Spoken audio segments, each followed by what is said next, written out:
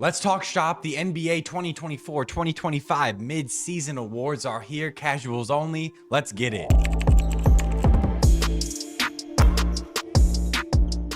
Shout out to The Ringer. That's where I read a lot of my NBA articles. Let's hop into it, though. We start off hot with the MVP. That's kind of crazy we start with the MVP. That should be last. Anyways, to paraphrase a line from last week's All-Star column, Jokic has been the best player in the world for about 5 years, and this is his best season yet. I believe it is as well. With all due respect to Shea, a ridiculously impressive candidate who shredded everything in his path on his team with the NBA's highest net rating and the Western Conference's best record, topping Jokic's bar will require irrefutable evidence by way of something we might have never seen done before. Despite the views of odds makers who disagree, this should be Jokic's MVP award to lose. He's simply having one of the most impressive individual seasons in NBA history. The production is unparalleled. Jokic is currently averaging 30 points, 13 boards, 10 assists, 1.8 steals per game among all players whose numbers rank third, second, and fourth, LOL. Respectively, he has the 8th highest true shooting percentage and the 6th highest true usage rate in the league with a 33.2 PER that is currently the highest of all time. And I think that this stat right here I saw from Andrew Bogut's podcast really just puts it into perspective how amazing Jokic is this season. The highest offensive rating in NBA history is 123.2. The Nuggets with Jokic on the court this season, 125.8. That's an all-time high. The worst offensive rating in NBA history is 92.2. The Nuggets without Jokic on the floor this season, 86.3. That's an all-time low. So he is literally, without him on the court, they're the worst offense in NBA history, and with him on the court, they are the best offense in NBA history. I mean, that alone should win you an MVP award, should it not? It's absolutely insane. Shout out to Andrew Bogut. I saw that on Instagram yesterday. That's insane. Because the efficiency is silly. He's shooting 54% from mid-range, and if you don't count the league-leading 11 heaves he's launched at the end of the quarter, 50% from behind the three-point line. Meanwhile, only Giannis has scored more points in the paint. Wow. Yeah, look at this first paragraph. The value is still and forevermore surreal. When he's on the court, Denver's offense generates 124.8 points per 100 possessions. That's second in the league among all players who average at least 20 minutes. When he sits, it plummets down to 102.7 per 100. Good for a couple of points below the putrid Washington Wizards. When you compile a few impact metrics, Jokic ranks at the very top. He's also first in win shares per 48, box score plus minus, and value over replacement player. His efficiency differential yields a plus 54 win effect. The next highest player is plus 38. SGA is at plus 22. I wonder who the next highest is. Giannis maybe would be my guess. Oh my gosh, dude. He's absolutely nuts. Overall, when he's on the court, Denver outscores its opponent by 12 points per 100 possessions. When he sits, they're outscored by 10 points per 100 possessions. A 22-point gap. I mean, as much as I want to give it to SGA this year, it feels like Jokic, once again, you can't argue with it. You literally can't argue with it. And when I heard that Andrew Bogut stat that I just read to you, I was like, oh yeah, there it is. That's the MVP. When he's on the court, they're the greatest offense ever. And when he's off the court, they're the worst offense. Yes. That's the MVP. And as much as I love Shea and I want Shea to get it, and also I think it's going to come down to probably voter fatigue. Shea's going to get it because of voter fatigue. Jokic deserves the MVP. It seems like every year. I mean, we are blessed to be watching the greatest big of all time, possibly. I'm not saying he is now. In my opinion, it's Kareem. But we're blessed to be watching a top 5 center or big of all time. And that's comparing him to Bill Russell, Kareem, Hakeem, Wilt Chamberlain, Shaquille, like all-time greats, Moses Malone. All-time greats that we hear about now is like just dominating their eras. We're watching that currently with Jokic, so don't take advantage of this. Jokic is just on an absolutely insane run. They rank first in net rating on second night of a back-to-back as well. That's insane. That's usually, the hardest game. Anyways, Rookie of the Year to Jalen Wells. Now, this is something I think a lot of us we're predicting at this point with the way Jalen Wells has been playing. Obviously, with Kel'el Ware now starting to make his rise on the Rookie of the Year ladder, we could see something happen there. They're calling him Baby Wemby. Kel'el Ware is going insane.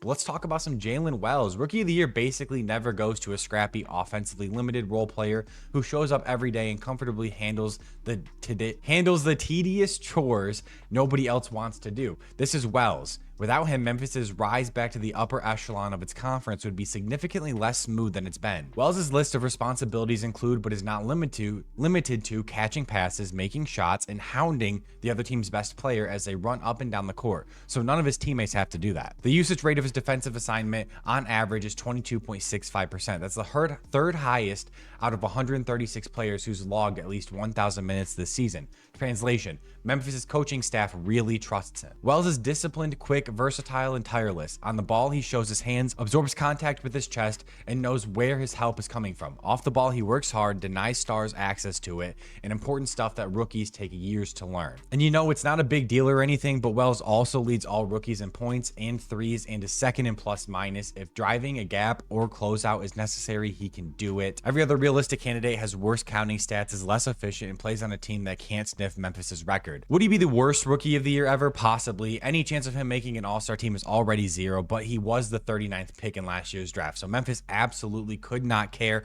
Could he be the worst rookie of the year ever? We do have that MCW year where he put up a triple-double in this first game of his career against the Miami Heat. That season comes to my mind as one of the worst rookie of the year performances ever, but picking him up at 39th in the draft, absolutely crazy. That's such a steal. Honorable mentions to Stephon Castle, Yves Missy, and Alex Sarr. Like I said, Kel Elware should be coming up on that list. Shout out to Jalen Wells, though. And counting him out for an all-star and he's not even through his full rookie season yet is kind of insane, honestly. You never know what could happen. Players that are making all-star games now, you never would have seen that coming. If you'd have told me, like, Lauri Markkanen were going to make an NBA all-star game after watching his first 2 or 3 years in the NBA, I would have never believed you, and I bet a lot of other people wouldn't have believed you, especially Bulls and Cavs fans. But he did it, and he's obviously a really good NBA player, so I wouldn't count anybody out for making an all-star jump. Next up is Sixth Man of the Year to Peyton Pritchard. I think this one is a little obvious. Was this not the leader? I'm pretty sure it is. And Peyton Pritchard has been phenomenal off the bench for the Celtics. Pritchard has cooled off a little bit. Since I gave out my quarter season awards last month, he's no longer on pace to have one of the greatest high volume 3-point shooting seasons on record. And a few other candidates, DeAndre Hunter, Naz Reid, Karis LeVert, and Malik Beasley, are hot on his trail. Shout out to Malik. Go Pistons, baby. I love that. But among those who come off the bench, Pritchard still leads in total minutes, total points, and plus minus, and is second in assists. When compared to every player in the entire league, starter or reserve, he's launching the 6th most threes per 100 possessions, with the highest accuracy out of every player who ranks in the top 15. Pritchard operates with a gravity that simply didn't exist in October and November. Shots are harder, defensive scrutiny is more severe, yet he can still shake free off a screen, or more importantly, a live dribble, with a step back that's been a season-long revelation. Only guards who have logged at least 1,000 minutes with a higher true shooting percentage are SGA, Darius Garland, Norm Powell, and Zach LaVine. And Pritchard is currently 5th in estimated plus minus among all players who average fewer than 30 minutes per game. His contribution is essential for bona fide championship contender. Honorable mentions, like they already said, DeAndre Hunter, Naz Reid, Karis LeVert. Defensive Player of the Year, Victor Wembanyama. Next.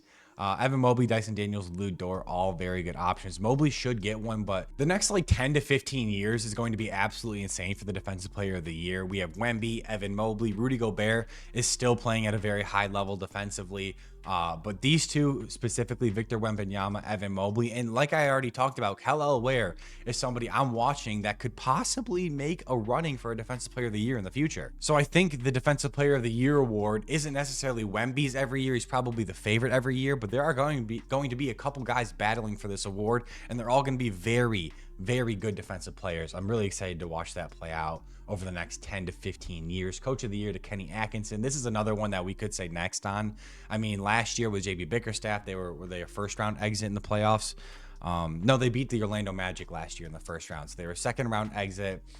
They never got past the second round exit. It kind of seemed like that core of Mobley, Garland, Jared Allen, Donovan Mitchell was capping out at a 50-win team, but it looks like they're going to push possibly a 65-win team this year.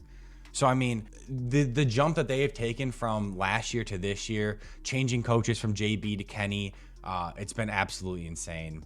Shout out to the Cavs, of course. Honorable mentions, though, JB Bickerstaff.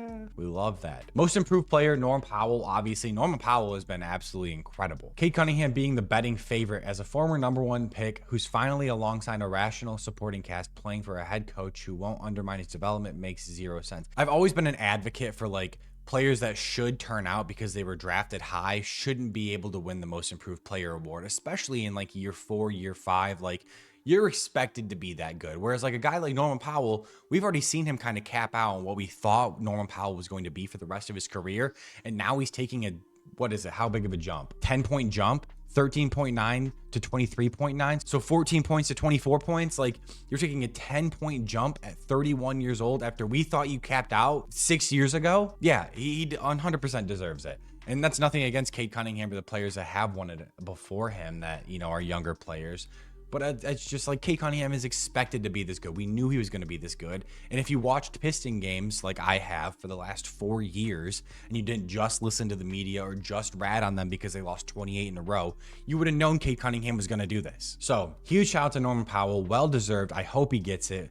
43.1% of his threes on 8 attempts per game, averaging 24 a game. If only the West wasn't just so absolutely stacked, then Norman Powell could probably make an all-star appearance with these numbers. It's pretty crazy. I mean, the Clippers are good too. They just got Kawhi back. Kawhi isn't playing regular minutes, or he's missing a lot of games still, but James Harden and Norman Powell have this team in the top, what are they ranked? Or where are their standings? Yeah, they're 26 and 19 in a very good Western Conference, obviously. So like I said, if your best players are James Harden and Norman Powell and you're sitting at 6th in the West, give a ton of credit to Norman Powell for how well he's playing this year. Jalen Johnson, Tyler Hero, Ty Jerome, those are some of the honorable mentions. And clutch player of the year is Shea. Let's keep it brief.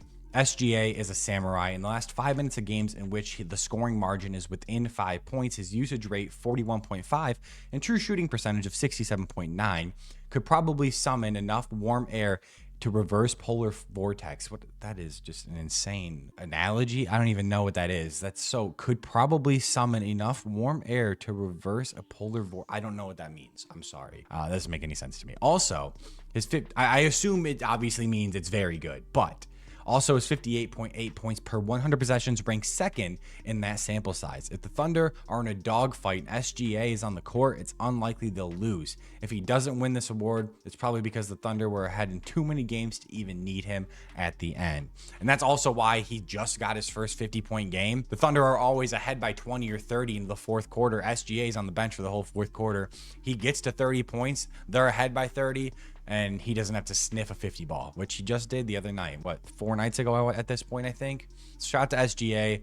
I agree with pretty much all of these, I would say. There's none of them that I'm like completely against. Like Kenny Atkinson, great pick. Norm Powell probably deserves most improved, especially for 30. Doing it at 31. Usually it's for like younger players. Like it says right here, this award is typically honored to younger players who are already supposed to get better, which is crazy, but that's normally how the award works. But giving it to Norman Powell, 31-year-old, I completely think he deserves it. SGA with the clutch player, sure. Coach of the year, Kenny Atkinson, agreed. Defensive player of the year is most likely going to be Vic. Peyton Pritchard at 6th man, I think is probably the best pick here. I would say I like Malik. That's Piston bias, Malik Beasley. Next up, we have, what was this one? Rookie of the year, Jalen Wells. Yeah, at this point, seems like it. And then I think MVP should be Jokic. But if you guys are interested in reading the entire article, I mean, I kind of did for you. But if you're interested in reading it yourself, I'll link it in the description, of course. I think I agree with all of this. But let me know if you guys agree with these rankings. It all comes from the Ringer. Like I said, link in the description. I appreciate all of you. Casuals only. I'm out.